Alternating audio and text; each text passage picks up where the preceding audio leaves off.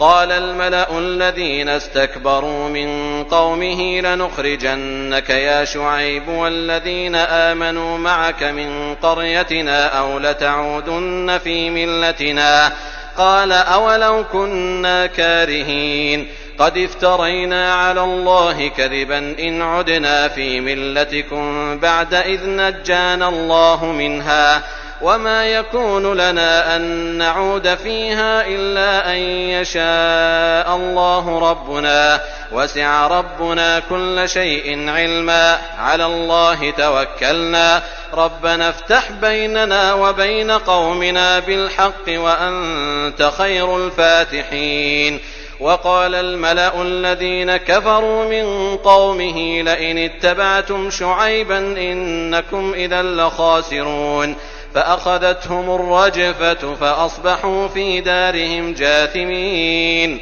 الذين كذبوا شعيبا كأن لم يغنوا فيها الذين كذبوا شعيبا كانوا هم الخاسرين. فتولى عنهم وقال يا قوم لقد أبلغتكم رسالات ربي ونصحت لكم فكيف آسى على قوم كافرين. وما أرسلنا في قرية من نبي إلا أخذنا أهلها بالبأساء والضراء لعلهم يضرعون ثم بدلنا مكان السيئة الحسنة حتى عفوا وقالوا قد مس آباءنا الضراء والسراء فأخذناهم بغتة وهم لا يشعرون. ولو أن أهل القرى آمنوا واتقوا لفتحنا عليهم بركات من السماء والأرض ولكن كذبوا فأخذناهم بما كانوا يكسبون. أفأمن أهل القرى أن يأتيهم بأسنا بياتا وهم نائمون أو أمن أهل القرى أن يأتيهم بأسنا ضحى وهم يلعبون أفأمنوا مكر الله فلا يأمن مكر الله إلا القوم الخاسرون. أولم يهد للذين يرثون الأرض من بعد أهلها أن لو نشاء أصبناهم بذنوبهم ونطبع على قلوبهم فهم لا يسمعون. تلك القرى نقص عليك من أنبائها ولقد جاءتهم رسلهم بالبينات فما كانوا ليؤمنوا بما كذبوا من قبل كذلك يطبع الله على قلوب الكافرين. وما وجدنا لأكثرهم من عهد وإن وجدنا أكثرهم لفاسقين. ثم بعثنا من بعدهم موسى بآياتنا إلى فرعون وملئه فظلموا بها فانظر كيف كان عاقبة المفسدين. وقال موسى يا فرعون إني رسول من رب العالمين حقيق على ألا أقول على الله إلا الحق قد جئتكم ببينة من ربكم فأرسل معي بني إسرائيل. قال إن كنت جئت بآية فأت بها إن كنت من الصادقين. فألقى عصاه فإذا هي ثعبان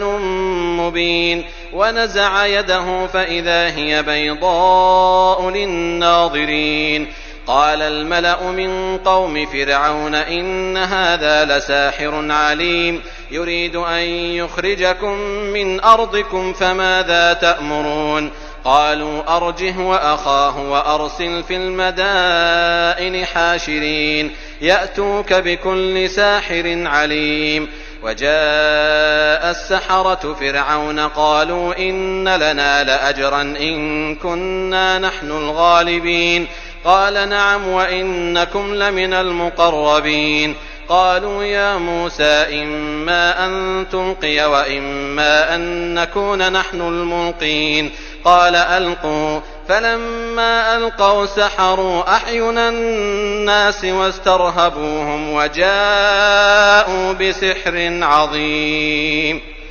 وأوحينا إلى موسى أن ألق عصاك فإذا هي تلقف ما يأفكون فوقع الحق وبطل ما كانوا يعملون فغلبوا هنالك وانقلبوا صاغرين وألقي السحرة ساجدين قالوا آمنا برب العالمين رب موسى وهارون قال فرعون آمنتم به قبل أن آذن لكم إن هذا لمكر مكرتموه في المدينة لتخرجوا منها أهلها فسوف تعلمون لأقطعن أيديكم وأرجلكم من خلاف ثم لأصلبنكم أجمعين قالوا إنا إلى ربنا منقلبون وما تنقم منا إلا أن آمنا بآيات ربنا لما جاءتنا ربنا أفرغ علينا صبرا وتوفنا مسلمين وقال الملأ من قوم فرعون أتذر موسى وقومه ليفسدوا في الأرض ويذرك وآلهتك قال سنقتل أبناءهم ونستحيي نساءهم وإنا فوقهم قاهرون قال موسى لقومه استعينوا بالله واصبروا إن الأرض لله يورثها من يشاء من عباده والعاقبة للمتقين قالوا أوذينا من قبل أن تأتينا ومن بعد ما جئتنا قال عسى ربكم أن يهلك عدوكم ويستخلفكم في الأرض فينظر كيف تعملون ولقد أخذنا آل فرعون بالسنين ونقص من الثمرات لعلهم يذكرون فإذا جاءتهم الحسنة قالوا لنا هذه وإن تصبهم سيئة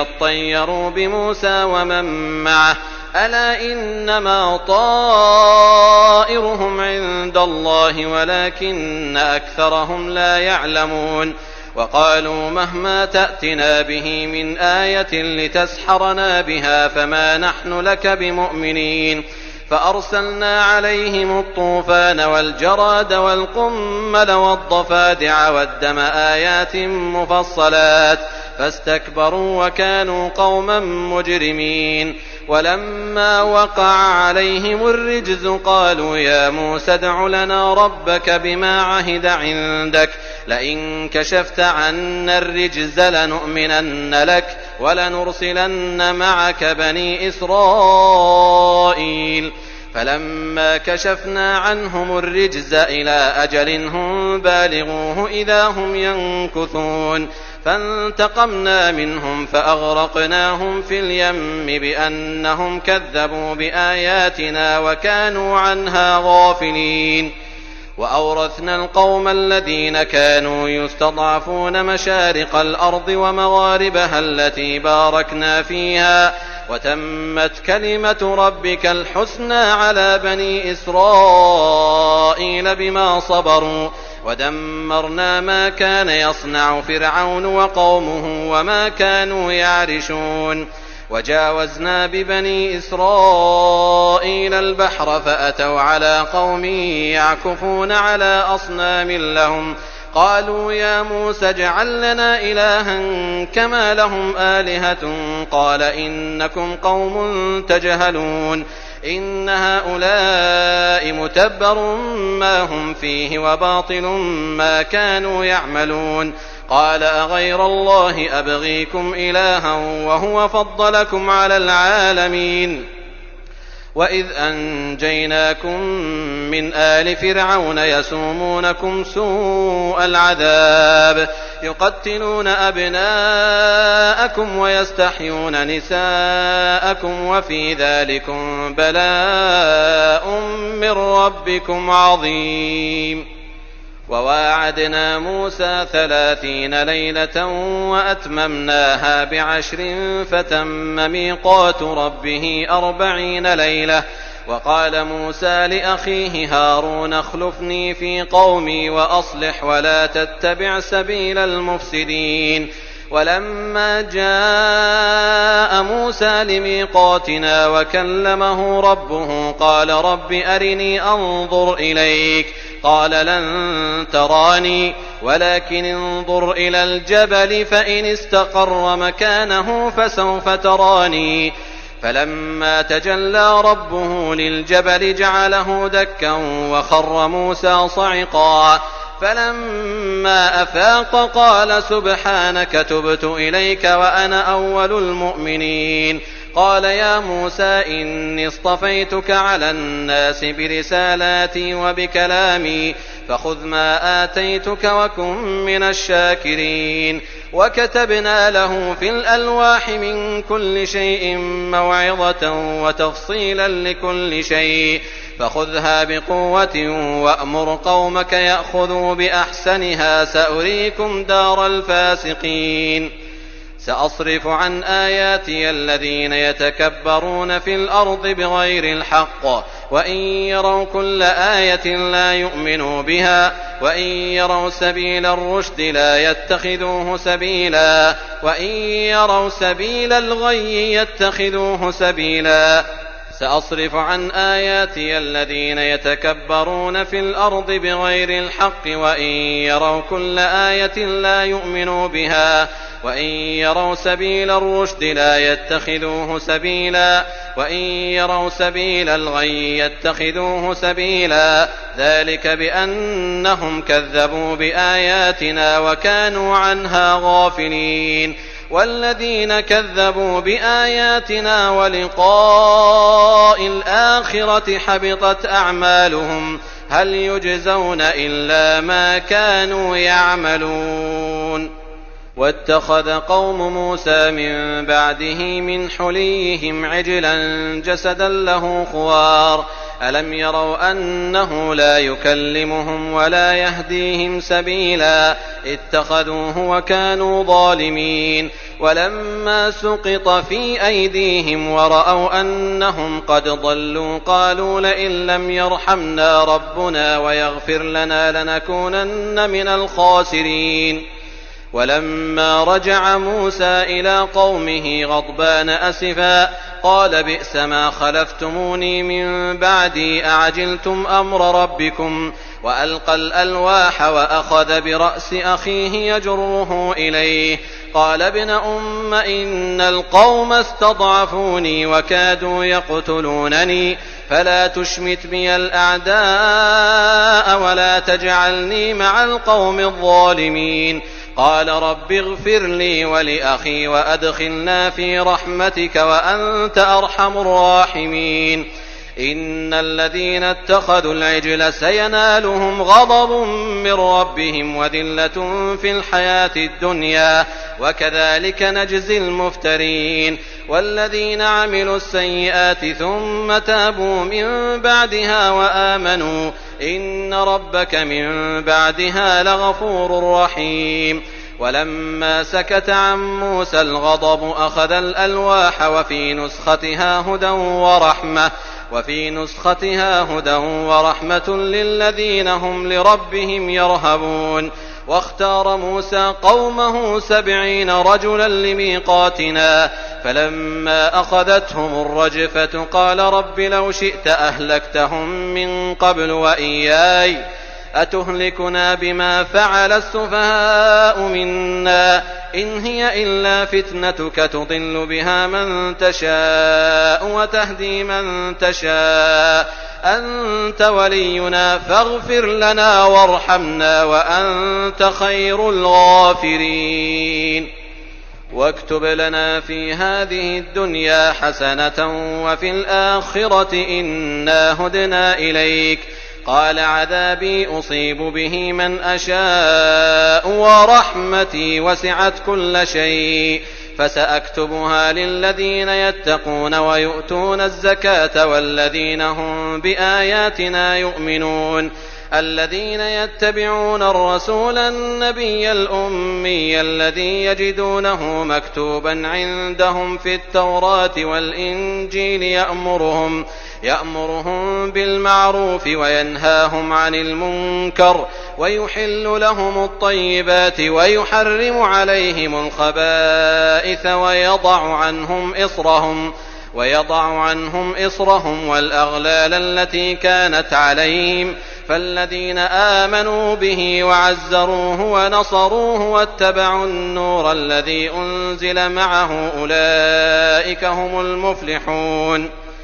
قل يا أيها الناس إني رسول الله إليكم جميعا الذي له ملك السماوات والأرض لا إله إلا هو يحيي ويميت فآمنوا بالله ورسوله النبي الأمي الذي يؤمن بالله وكلماته واتبعوه لعلكم تهتدون. ومن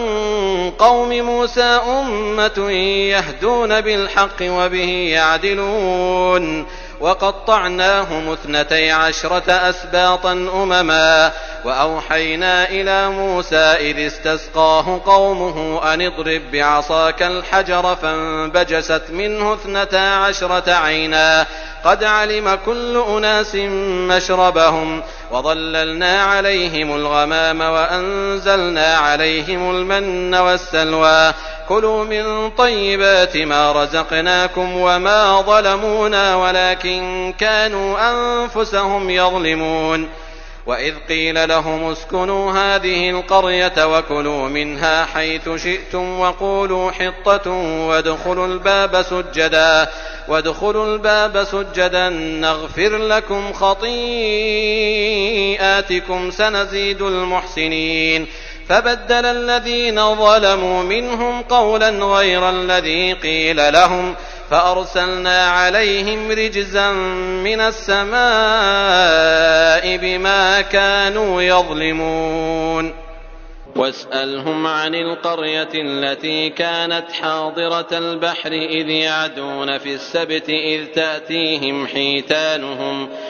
تأتيهم حيتانهم يوم سبتهم شرعا ويوم لا يسبتون لا تأتيهم كذلك نبلوهم بما كانوا يفسقون. وإذ قالت أمة منهم لم تعظون قوما الله مهلكهم أو معذبهم عذابا شديدا قالوا معذرة إلى ربكم ولعلهم يتقون. فلما نسوا ما ذكروا به أنجينا الذين ينهون عن السوء وأخذنا الذين ظلموا بعذاب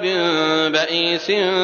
بما كانوا يفسقون. فلما عتوا عما نهوا عنه قلنا لهم كونوا قردة خاسئين. وإذ تأذن ربك ليبعثن عليهم إلى يوم القيامة من يسومهم سوء العذاب إن ربك لسريع العقاب وإنه لغفور رحيم. وقطعناهم في الأرض أمما منهم الصالحون ومنهم دون ذلك وبلوناهم بالحسنات والسيئات لعلهم يرجعون. فخلف من بعدهم خلف ورثوا الكتاب يأخذون عرض هذا الأدنى ويقولون سيغفر لنا وإن يأتهم عرض مثله يأخذوه. ألم يؤخذ عليهم ميثاق الكتاب ألا يقولوا على الله إلا الحق ودرسوا ما فيه والدار الآخرة خير للذين يتقون أفلا تعقلون. والذين يمسكون بالكتاب وأقاموا الصلاة إنا لا نضيع أجر المصلحين. وإذ نتقنا الجبل فوقهم كأنه ظلة وظنوا أنه واقع بهم خذوا ما آتيناكم بقوة واذكروا ما فيه لعلكم تتقون وإذ أخذ ربك من بني آدم من ظهورهم ذريتهم وأشهدهم على أنفسهم ألست بربكم قالوا بلى شهدنا أن تقولوا يوم القيامة إنا كنا عن هذا غافلين أو تقولوا إنما أشرك آباؤنا من قبل وكنا ذرية من بعدهم أفتهلكنا بما فعل المبطلون وكذلك نفصل الآيات ولعلهم يرجعون واتل عليهم نبأ الذي آتيناه آياتنا فانسلخ منها فأتبعه الشيطان فكان من الغاوين ولو شئنا لرفعناه بها ولكنه أخلد إلى الأرض واتبع هواه فمثله كمثل الكلب إن تحمل عليه يلهث أو تتركه يلهث ذلك مثل القوم الذين كذبوا بآياتنا فاقصص القصص لعلهم يتفكرون ساء مثلا القوم الذين كذبوا بآياتنا وأنفسهم كانوا يظلمون من يهد الله فهو المهتدي ومن يضلل فأولئك هم الخاسرون ولقد ذرأنا لجهنم كثيرا من الجن والإنس لهم قلوب لا يفقهون بها ولهم أعين لا يبصرون بها ولهم آذان لا يسمعون بها أولئك كالأنعام بل هم أضل أولئك هم الغافلون ولله الأسماء الحسنى فادعوه بها وذروا الذين يلحدون في أسمائه سيجزون ما كانوا يعملون وممن خلقنا أمة يهدون بالحق وبه يعدلون والذين كذبوا بآياتنا سنستدرجهم من حيث لا يعلمون وأملي لهم إن كيدي متين أولم يتفكروا ما بصاحبهم من جنة إن هو إلا نذير مبين أولم ينظروا في ملكوت السماوات والأرض وما خلق الله من شيء وأن عسى أن يكون قد اقترب أجلهم فبأي حديث بعده يؤمنون من يضلل الله فلا هادي له ويذرهم في طغيانهم يعمهون يسألونك عن الساعة أيان مرساها قل إنما علمها عند ربي لا يجليها لوقتها إلا هو ثقلت في السماوات والأرض لا تأتيكم إلا بغتة يسألونك كأنك حفي عنها قل إنما علمها عند الله ولكن أكثر الناس لا يعلمون قل لا أملك لنفسي نفعا ولا ضرا إلا ما شاء الله ولو كنت أعلم الغيب لاستكثرت من الخير وما مسني السوء إن أنا إلا نذير وبشير لقوم يؤمنون هو الذي خلقكم من نفس واحدة وجعل منها زوجها ليسكن إليها فلما تغشاها حملت حملا خفيفا فمرت به فلما أثقلت دعوا الله ربهما لئن آتيتنا صالحا لنكونن من الشاكرين فلما آتاهما صالحا جعلا له شركاء فيما آتاهما فتعالى الله عما يشركون أيشركون ما لا يخلق شيئا وهم يخلقون ولا يستطيعون لهم نصرا ولا أنفسهم ينصرون وإن تدعوهم إلى الهدى لا يتبعوكم سواء عليكم أدعوتموهم أم أنتم صامتون إن الذين تدعون من دون الله عباد أمثالكم فادعوهم فليستجيبوا لكم إن كنتم صادقين ألهم أرجل يمشون بها أم لهم أيدي يبطشون بها أم لهم أعين يبصرون بها أم لهم آذان يسمعون بها قل ادعوا شركاءكم ثم كيدون فلا تنظرون إن وليي الله الذي نزل الكتاب وهو يتولى الصالحين والذين تدعون من دونه لا يستطيعون نصركم ولا أنفسهم ينصرون وإن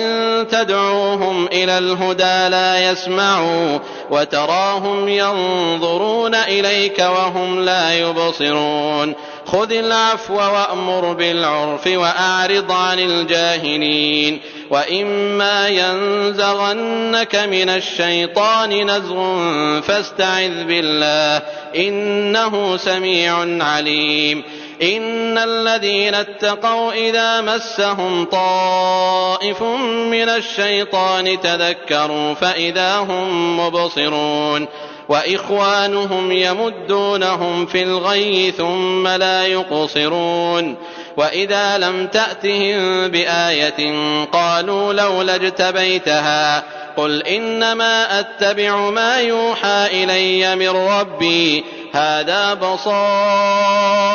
من ربكم وهدى ورحمة لقوم يؤمنون وإذا قرئ القرآن فاستمعوا له وأنصتوا لعلكم ترحمون واذكر ربك في نفسك تضرعا وخيفة ودون الجهر من القول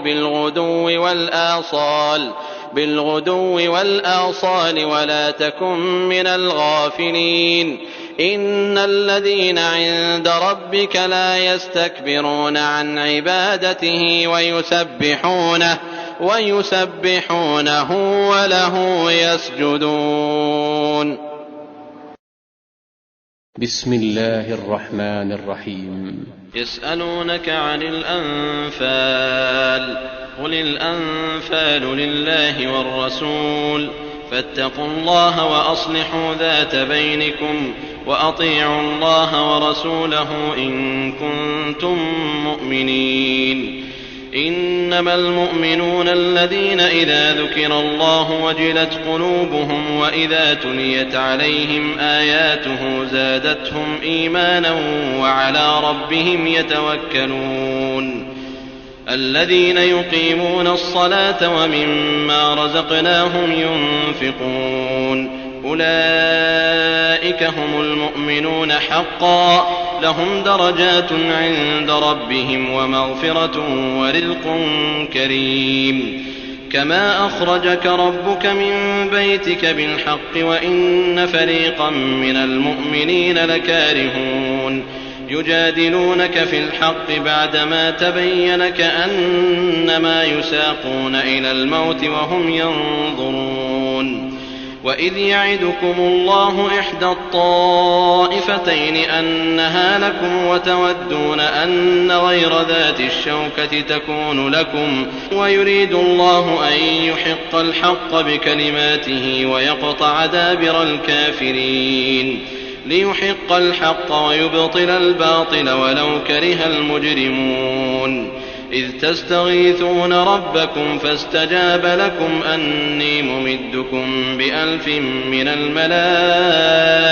مردفين. وما جعله الله إلا بشرى ولتطمئن به قلوبكم وما النصر إلا من عند الله إن الله عزيز حكيم إذ يغشيكم النعاس أمنة منه وينزل عليكم من السماء ماء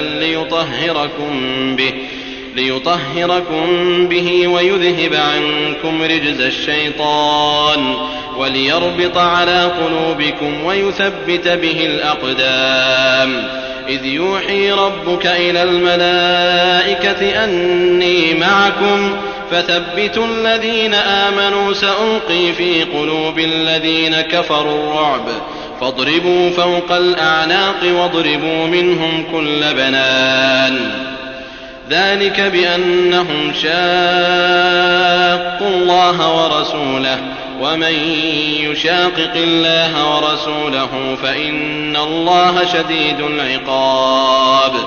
ذلكم فذوقوه وأن للكافرين عذاب النار يا أيها الذين آمنوا إذا لقيتم الذين كفروا زحفا فلا تولوهم الأدبار ومن يولهم يومئذ دبره إلا متحرفا لقتال أو متحيزا إلى فئة فقد باء بغضب من الله ومأواه جهنم وبئس المصير فلم تقتلوهم ولكن الله قتلهم وما رميت إذ رميت ولكن الله رمى وليبلي المؤمنين منه بلاء حسنا إن الله سميع عليم ذلكم وأن الله موهن كيد الكافرين إن تستفتحوا فقد جاءكم الفتح وإن تنتهوا فهو خير لكم وإن تعودوا نعد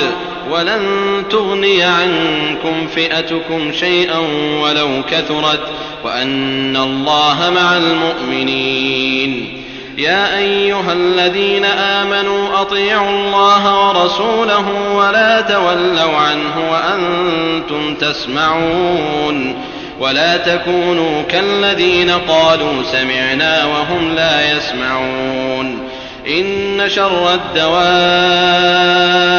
عند الله الصم البكم الذين لا يعقلون ولو علم الله فيهم خيرا لأسمعهم ولو أسمعهم لتولوا وهم معرضون يا أيها الذين آمنوا استجيبوا لله وللرسول إذا دعاكم لما يحييكم واعلموا أن الله يحول بين المرء وقلبه وأنه إليه تحشرون واتقوا فتنة لا تصيبن الذين ظلموا منكم خاصة واعلموا أن الله شديد العقاب واذكروا إذ أنتم قليل مستضعفون في الأرض تخافون أن يتخطفكم الناس فآواكم وأيدكم بنصره ورزقكم من الطيبات لعلكم تشكرون يا أيها الذين آمنوا لا تخونوا الله والرسول وتخونوا أماناتكم وأنتم تعلمون واعلموا أنما أموالكم وأولادكم فتنة وأن الله عنده أجر عظيم يا أيها الذين آمنوا إن تتقوا الله يجعل لكم فرقانا ويكفر عنكم سيئاتكم ويغفر لكم والله ذو الفضل العظيم وإذ يمكر بك الذين كفروا ليثبتوك أو يقتلوك أو يخرجوك ويمكرون ويمكر الله والله خير الماكرين وإذا تتلى عليهم آياتنا قالوا قد سمعنا لو نشاء لقلنا مثل هذا لو نشاء لقلنا مثل هذا إن هذا إلا أساطير الأولين. وإذ قالوا اللهم إن كان هذا هو الحق من عندك فأمطر علينا حجارة من السماء أو ائتنا بعذاب أليم. وما كان الله ليعذبهم وأنت فيهم وما كان الله معذبهم وهم يستغفرون. وما لهم ألا يعذبهم الله وهم يصدون عن المسجد الحرام وما كانوا أولياءه إن أولياؤه إلا المتقون ولكن أكثرهم لا يعلمون. وما كان صلاتهم عند البيت إلا مكاء وتصدية فذوقوا العذاب بما كنتم تكفرون. إن الذين كفروا ينفقون أموالهم ليصدوا عن سبيل الله فسينفقونها ثم تكون عليهم حسرة ثم يغلبون والذين كفروا إلى جهنم يحشرون ليميز الله الخبيث من الطيب ويجعل الخبيث بعضه على بعض فيركمه جميعا فيجعله في جهنم أولئك هم الخاسرون. قل للذين كفروا إن ينتهوا يغفر لهم ما قد سلف وإن يعودوا فقد مضت سنة الأولين. وقاتلوهم حتى لا تكون فتنة ويكون الدين كله لله فإن انتهوا فإن الله بما يعملون بصير. وإن تولوا فاعلموا أن الله مولاكم نعم المولى ونعم النصير.